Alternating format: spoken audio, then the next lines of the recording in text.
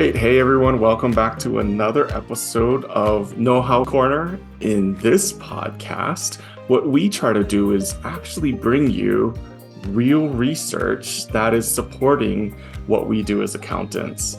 And so with me today is Jeff here, and I'm going to let him introduce himself, who's going to be talking to us about some of the impacts of what we're seeing in this ESG reporting area. So, Jeff, why don't you tell us a little bit about who you are, where you're located, and actually what your research focus is. Great. Thank you, Donnie. Thanks for having me on. So I was really excited when you came to visit and we talked about this idea. I was very excited. So I'm very happy to have this opportunity. So my name is Jeff Joireman, and I am a professor of marketing in the Carson College of Business at Washington State University. And I'm also the director of the International Business Institute in the Carson College. And so that means that I oversee basically all the international activities of the college. And so I was trained originally in social psychology, and then in 2007, I moved over into marketing. So I'm a little bit of an interdisciplinary hybrid scholar. And so I have interests in the basic social psychological phenomena that can explain practical, outcomes, including marketing and consumer behavior. So within marketing, I study consumer behavior. And one of my topics involves customer responses to service failures. And so I do a lot of research on that. And I've also been very interested in corporate social responsibility. And that's where we started talking and got the idea for this interview. And so I would say that broadly speaking, I'm very interested in the area of what we call transformative consumer research. And so TCR, transformative consumer research, is a broad umbrella that encompasses lots of different types of research, but basically boils down to research by marketing scholars that tries to understand how to encourage consumers to do things that are in their best interests long-term, also interest of the society and the environment. And so one of the ways that I think about a lot of societal issues is through the lens of social dilemmas. And so that was what I was originally trained in, studying cooperation and social dilemmas. And social dilemmas are situations that involve a conflict between short-term individual interests and long-term collective interests. And oftentimes, those long-term collective interests involve the environment as well. So these trade-offs between short-term and long-term outcomes, personal and societal well-being, human and environmental well-being, those kinds of trade-offs are very interesting to me, trying to find a solution that ultimately benefits society and the environment in the long run, and also, individuals as well. So that's kind of a general framing of what I do. Recently I've been very interested in CSR, and also have had a couple of graduate students who've been very interested in the role of political orientation in consumer behavior, which is a very hot topic these days. It's incredible the number of consumer judgments, decision-making processes that are influenced by political orientation. So that's a little bit about me. That is amazing. I love that. I didn't even know this field of transformational research existed, and it's so well aligned with what we're doing at the Center for Accounting Transformation. We also use that word, and what we're really trying to do is help organizations make better business decisions about what they're going to engage in. And one of our concepts is better balanced decisions that are balancing short-term, long-term, corporate versus community, and aligning all of this. I want to really quickly set the stage too for those people that are listening, because they may be going, why do we got this marketing guy or marketing scholar on this accounting podcast? And really, when you and I were talking, this to me really aligns. And you mentioned CSR, which really aligns within the ESG spectrum, or environmental social governance spectrum of reporting, that we're starting to see this uptick in the accounting area, particularly within the audit area and I'm going to say finance but this is actually one of the non-financial areas of reporting.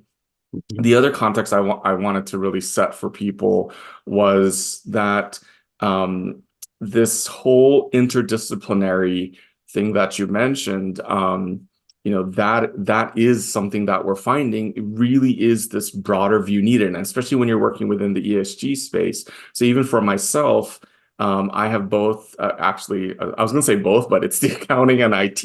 And Mhm. then I have a little bit, I'm not going to claim anywhere to be as expert as you, but I have also done organizational development, which also includes a lot of psychology in there, industrial and organizational psychologies in there. So Yep. I totally agree with you that this interdisciplinary approach is really what's needed. And I like the research that you did because it gave us consumer and market context around what some of the benefits and maybe even some of the challenges Mhm. around CSR is.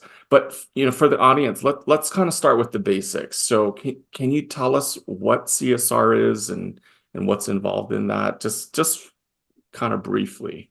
Yeah, it's interesting. Well, when I describe CSR, I often refer to it as a sort of, it's almost like organizational citizenship behaviors. You mentioned organizational psychology, and one of the things that's really interesting there is this idea of organizational citizenship behaviors, which is basically when an employee goes above and beyond the call of duty at work, even though it's not in their job description. And so it's like a voluntary kind of action that you're not really required to do, but helps other people.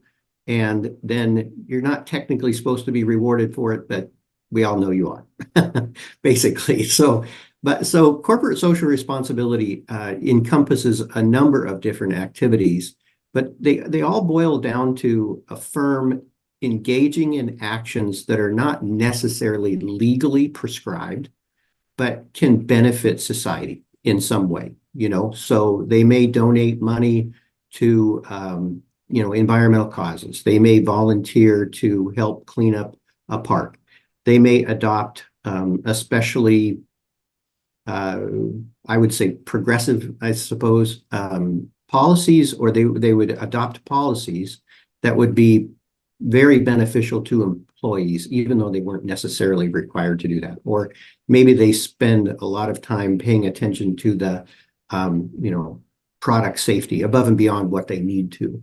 So it really just reflects sort of concern with the well-being of employees and society and the environment from the firm's perspective that isn't necessarily required, but there's lots of research that shows that CSR is beneficial to firms in a lot of different ways.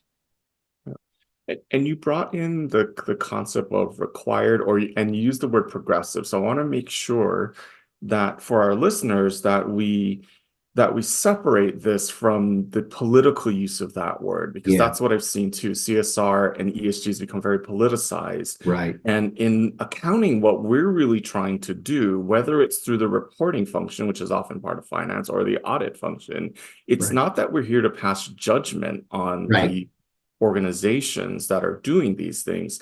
right, It's that we're trying to ensure that the reporting is accurate right, and can be relied upon if an investor were to use that information, and the investor is the one who determines what this company is doing aligns with my values, whether you're conservative or right, liberal or Republican, Democrat, right. whatever it might be. So I want to make sure we separate that out, because I think those two often get intermingled a lot. Yeah, I think Um, that's a great point, actually. And, in our research on CSR, in some of our research, when we try to get people to think about, companies that engage in CSR, we're careful to have some people consider more liberal forms of CSR, which are maybe some of the examples that I was giving, but also some people think about more conservative forms of CSR. Well, the distinction between CSR and corporate political advocacy, which I'm sure we're going to talk about, is not a fine, it's not like a clear line sometimes. So CSR can lean to the left. Some forms can lean to the right. And, so this is one of the things that's kind of interesting about CSR is that even though it's less political than corporate political advocacy, when we do our research, we always ask the subjects to give us their impression of the political orientation of the firm. And what we find is that people definitely can perceive differences, between left forms of CSR and right forms of CSR, more liberal and more conservative forms.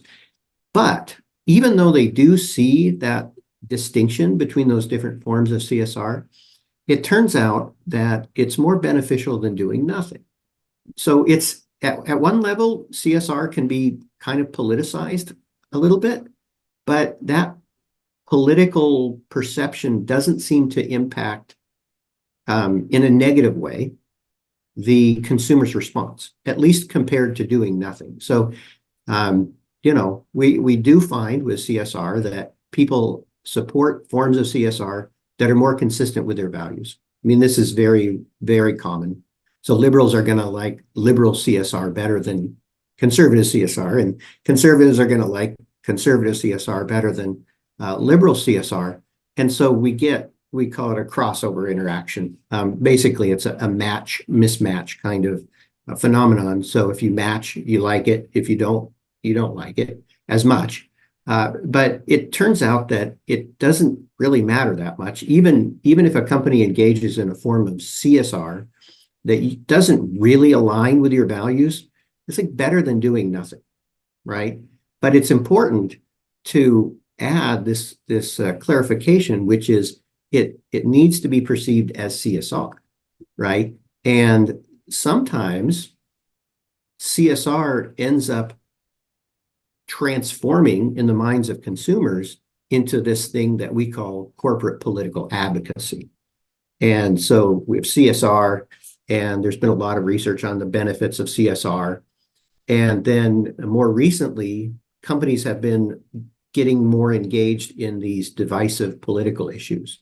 And when they do that, when they get involved in issues like abortion, gun control, gay marriage, these kinds of things, which tend to be polarizing along political lines, when companies get engaged in corporate political advocacy, or what we call CPA, then we find that there's strong polarization in response to corporate political advocacy, right? So you think of Nike's Colin Kaepernick ad, and Bud Light's decision to advocate for trans rights or whatever, right? You see some pretty negative backlash, and so on social media. But I mean, there can be liberal and conservative forms of corporate political advocacy. So, other companies, advocate for traditional marriage, and, gun rights, for example. And so you get negative backlash there, but on the left as opposed to the right. And so you get the same kind of mismatch phenomenon in corporate political advocacy, but the size of that polarization is much larger, and the overall effect is not as positive. So this might be a little self-serving, but if I interpret what you just said and kind of try and so if I'm trying to make a decision, I should spend money on CSR rather than spend money on political advertising, or what might be perceived as political advertising. Is that a fair statement? there are some moderators that make corporate political advocacy more beneficial. But if you have a choice between engaging in corporate social responsibility and corporate political advocacy, the research to date would suggest that you're a lot safer engaging in CSR. And, the reason is because CSR is perceived as more socially responsible and less controversial than corporate political advocacy. Corporate political advocacy is seen as attempting to advance some social policy and to try and persuade other people, right? CSR tends to be perceived as an action that its goal is to try and benefit society, right? And so, and some firms may think when they're engaging in corporate political advocacy, some firms may think they're engaging in CSR, but they're actually engaging in CPA, corporate political advocacy. And so I think in answer to your question, I think one of the things that a firm should definitely understand is what percentage of the target market agrees with what I'm about to do, and is it perceived as socially responsible and appropriate as opposed to controversial and trying to change opinions. And firms are in a tough position today because there's pressure from consumers to engage in these political actions. And so, these companies are in a bit of a catch-22 because they have customers who expect firms to get out there and advocate on certain positions. But if that position has the potential to be polarizing, you would want to tread lightly. So that totally makes sense. And I want to bridge this back to accounting again, because I know some of you are like, well, okay, so yeah, we should do CSR reports. But when we look at this, to place this is really related to reputational risk. So when we look at the enterprise risk management spectrum, reputational risk is where, if we're trying to evaluate reputational risk, this is where the CSR and the risk of CPA is going to come in. And then the other thing I want to make nuance, I want to make sure we call it for the listeners. Jeff is using the word firm. That's the academic word for organization. So every time you hear that, don't think accounting firm. He's talking about organizations or companies as a whole. Right. So you also did some research too, that because a lot of this sounds fuzzy, and when we talk about brand, it's like, oh, that's fuzzy and soft. Sure. But you actually did some additional research looking at service failures, and so that's something real and tangible, I think. What did you do in that research area, and what did you find out? Yeah, I think that's a interesting line of research, I think. And so before we had done our research, there's a lot of research on the benefits of CSR. And so, firms, sorry. I know it's a hard miss. That's why it's the word we use. So that's why I did the translation for everybody else. Hopefully, it's only one syllable. So, but firms that engage in CSR, customers tend to have more favorable brand attitudes. They're more likely to purchase. They're more loyal, et cetera, et cetera.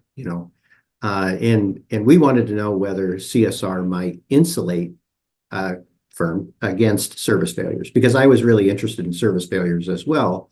And the idea is that if a firm is engaged in corporate social responsibility that matches your values, then, and you experience a service failure with that company, you should be more likely to give that company a little bit of a break, right? And this gets right to your comment about reputation, right? And the idea is that by engaging in CSR, firms are building up reputation or credit that they can use when a failure occurs. And so that's what we found, was that one thing that we found was that if a firm engaged in environmental CSR, so they donated money to the environment, people who really value the environment would not be as angry, and they would be a lot less likely to spread negative word of mouth after the service failure. So for value-aligned customers, the CSR led to a reduction in anger and negative word of mouth. And in a second study, we looked at a way for a firm to increase its reach. So if you think about a firm trying to decide, what type of CSR should I engage in, you might say, well, what are the values of my customers? But if you have customers with various values, you shouldn't just pick one, right?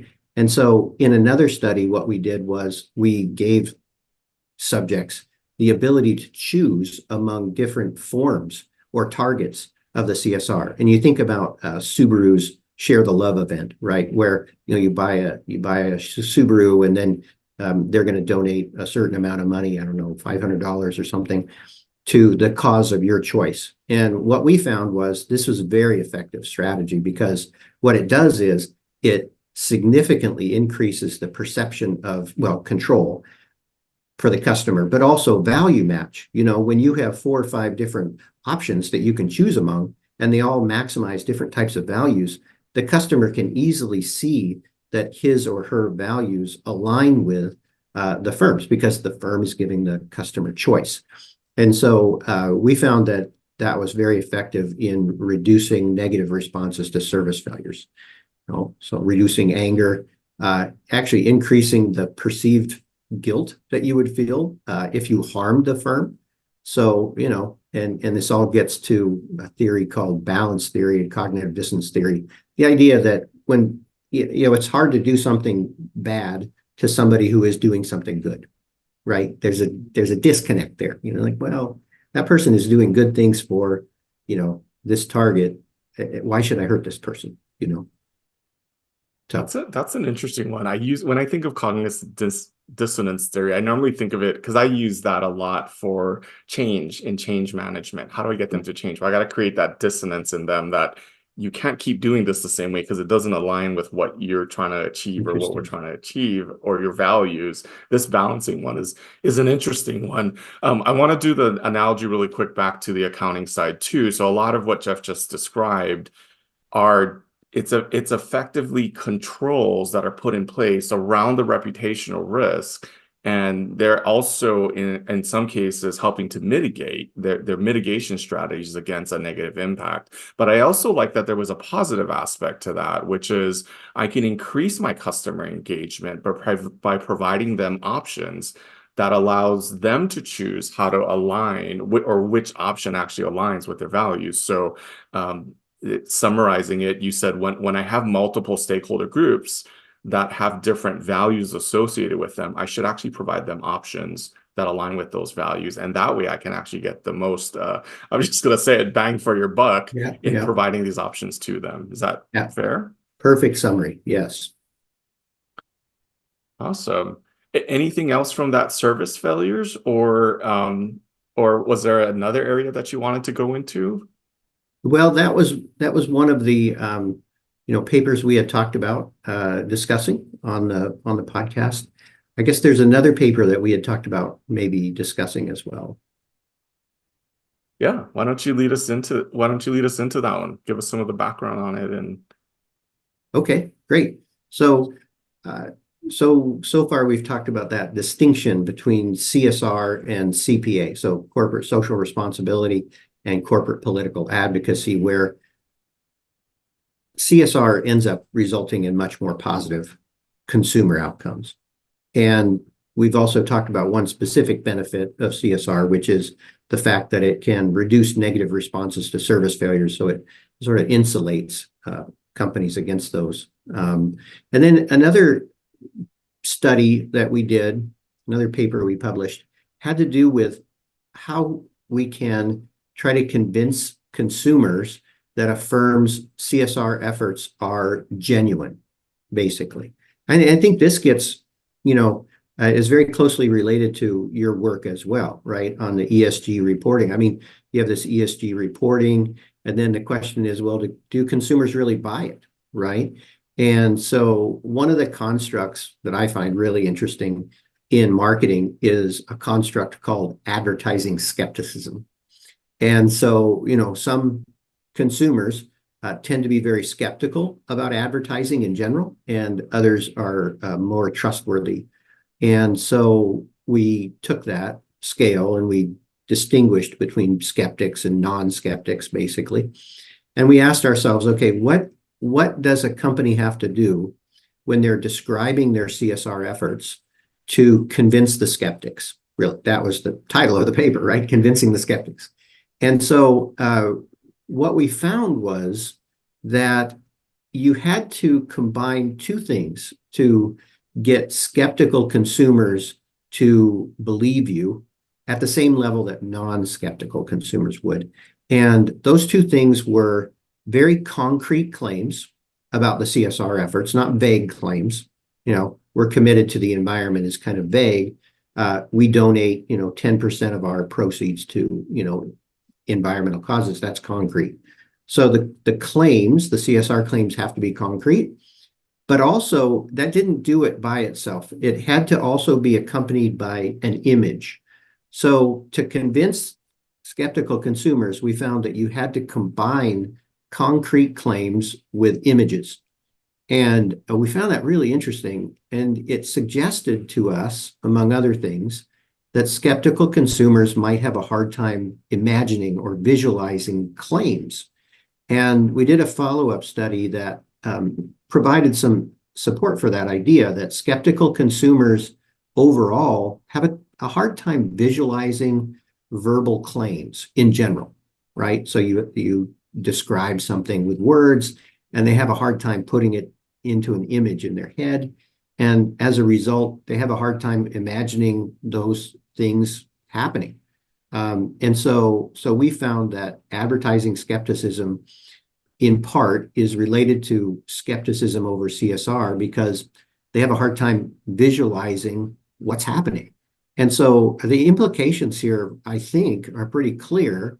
And it basically, the more concrete you can make those claims, and to the extent that it's possible, you can integrate images that support those claims, I think you're in a better position to convince consumers. And it didn't have any negative impact on people who weren't skeptical. It just benefited the people who were skeptical. So, I mean, that would be a very clear piece of advice, I think, from that study. So I think that's a good advice. That makes sense. So not as vague, so concrete, but I also heard the example you gave, we donate 10% to environmental. It wasn't like so specific. It didn't right, say who it was, it didn't say what it was, but it gave a number, which as an accountant or an auditor, we're going to want to attest to. So right, there's our tie back to our side. yeah, But it was still, let's say, moderately detailed in what they were doing. So you don't have to do something that's going to create so much onerous work that says, here's all the things that we did. Here's moderately generally what we did. right, And there's some benefit there. yeah, yeah, absolutely. So yeah, I want to take by the way, I really have to thank. I think as we discussed over dinner, this was all so fascinating to me because it was, and you heard me draw the ties back to, hey, we can actually use this stuff in accounting because this ties into enterprise risk management. It helps us actually guide. If I was in an internal audit role, I now maybe have some basis to go look at what the marketing team is doing and what they kind of have plans and add a little bit of feedback supported by research around like the reaction. So I feel that helps me if I was in that type of a role. I want to pivot a little bit and you feel free to say like, no, it doesn't apply because I'm listening to you, especially the skepticism one. And it's actually making me think in change management initiatives, what we often encounter is the skeptic as well. This won't work. What you're trying to do is not going to work. And what I found, because we use a high stakeholder engagement methodology for our change management, if we bring them into the room and we draw the diagrams for them that say this is what's changing, this is what the process looks like now, this is what the process looks like later, it actually helps to get their buy-in. Is that kind of a similar type of a thinking? So I can use kind of this whole little more detail and visualizations in other areas? I it would be interesting to test that. I would think so. I think, our research on skeptics was aimed at understanding how to increase support for CSR, but I think that the findings could apply to a lot of different types of persuasive messaging, including your attempt at change management. I mean, it doesn't matter if it's CSR or change management or you're trying to sell a product. I mean, at the end of the day, you're trying to, affect a person's opinion or attitude, and then change their behavior in a certain direction. And I think, at least our research would suggest that skeptical people benefit a lot by more concrete claims, vague, they're kind of skeptical. They're like, well, I don't know, you're not being very specific, And then images help because for whatever reason, they have a hard time imagining, visualizing these things. I mean, people differ in their ability to visualize. And so any aid you can get to get them to envision this concrete future should override the skepticism, I would think. And then the construct of skepticism is a general one. It isn't about CSR skepticism. It's about advertising skepticism. And so I would think that it should apply. Yeah, Interesting. that would Well, be maybe interesting. I'm now starting to get ideas to research. that's what I was going to say. I think Which maybe is we'll find awesome. another way to Great. another one. I'm going to throw this one out for you because if this isn't out there too, I think the other one, and to kind of give the timeline for people, Jeff and I are recording this right at the end of April, and so there was just recently there with the war, the Israel-Palestine conflict going on. We're seeing, for example, Google, I think it was, had actually fired some employees for protesting. So I'm also curious how this CSR CPA type of stuff plays out from an employee's buy-in to an organization versus the consumer external buy-in to an organization. Do you know if there's research in that area? Maybe we can do another podcast looking at that one. Wow, that's a really interesting question. I do think there is some research on CSR and as a sort of tool for attracting employees. I'm not that familiar with it, although I do have a student who's become interested in that very question about whether CSR can be used to attract employees and the conditions under which that's more or less effective. So it's definitely a good question. And I think the basic value alignment process applies, right? People like to work for companies that hold values that are consistent with their own, and there are a lot of other implications there. So I think the implications of this CSR are much broader than just consumers. It has to do with organizations, et cetera. So it's definitely a very interdisciplinary topic, so. Love it all. And I love that these are things that under the center we have, I don't even say hypothesized because it wasn't even that formal. These are assumptions that we were kind of operating on. And I love that you have the research that shows that there are some very, I was going to say tangible. A lot of this is intangible. There's some very real reasons why you should do these types of activities. And I love too that we were able to bridge some of your research into the controls and benefits that we can actually see from engaging in CSR. So thank you so much, Jeff, for coming on the podcast today. And for all of you out there, thanks for listening. I hope you enjoyed this episode of Know How Korner, and come check us out at www.improvetheworld.net. See you next time. The Center for Accounting Transformation provides business professionals with a framework for utilizing innovations that are ready for adoption, the training and resources necessary to apply the innovations, and an opportunity to engage the talent and community needed to further the pursuit of innovative accounting practices that drive responsible and mindful business performance. Find out how the center resources can help you and your team members at www.improvetheworld.net. Thanks again, and I hope you join us for another Know How Korner.